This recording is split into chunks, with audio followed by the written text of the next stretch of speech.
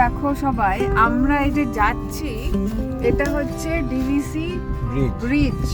এটাই হচ্ছে যে ড্যাম, যেটা দুর্গাপুরে ব্যারেজ, যেটা সরি ব্যারেজ।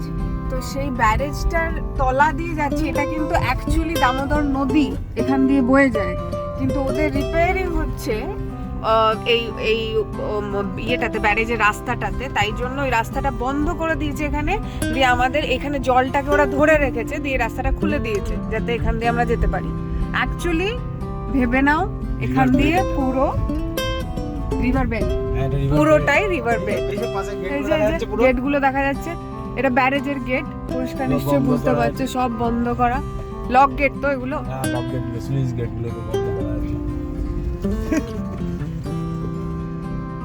এগুলো সব বন্ধ করে দিয়েছে, দিয়ে আমাদের এই জায়গাটা খুলে দিয়েছে।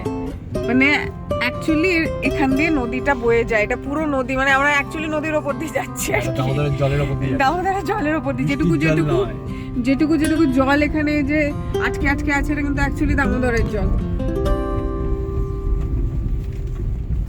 চলো টাটা।